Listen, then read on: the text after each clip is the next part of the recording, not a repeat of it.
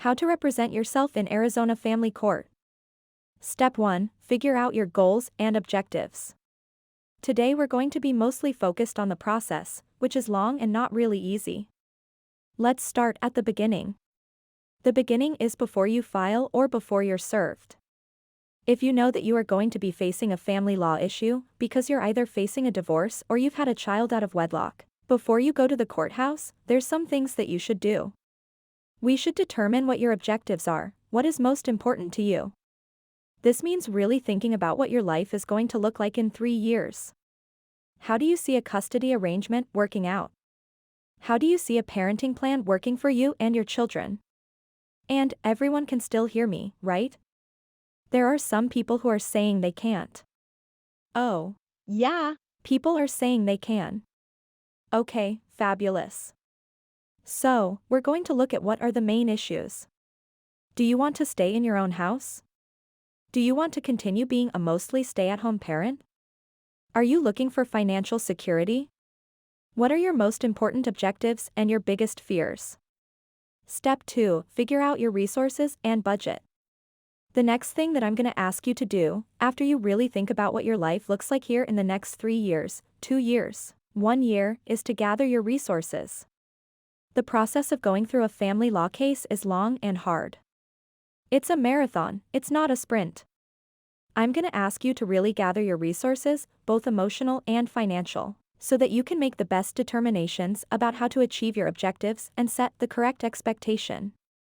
How do you anticipate the opposing party will respond? Is it possible for the two of you to work together to come up with some solutions that work for you? Because the bottom line is, as a family, if you're not in a family court system, you decide how your family is going to operate. You can continue to have that only if you and the opposing party can agree on how your family will continue to operate after your breakup or your divorce.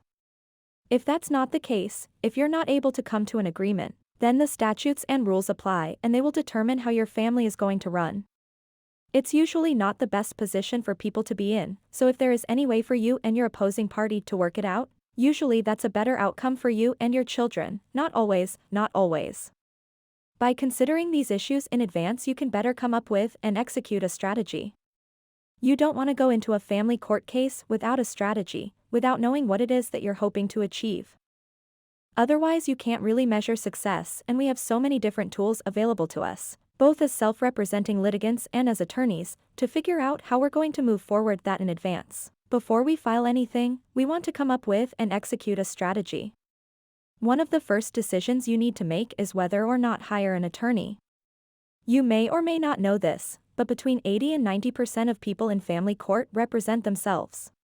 You are the majority. You are the vast majority, in fact it's not even close.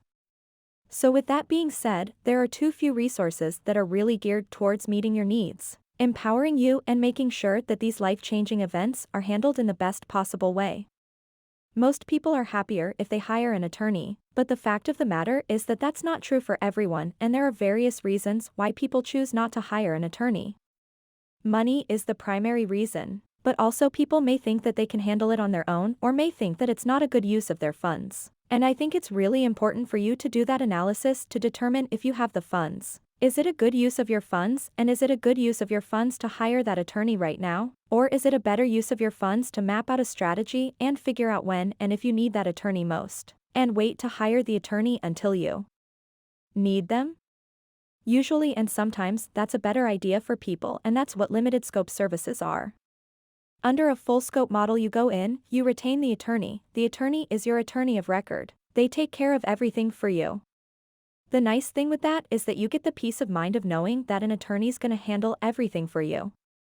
The downside is that the average divorce in this country costs each side $20,000, and if you're faced with the decision of, do I spend my child's college fund on an attorney, or am I a smart, capable person who can do a lot of this on my own?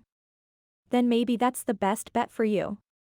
This is an analysis that you need to make, but I really strongly suggest that you really consider what the plan is.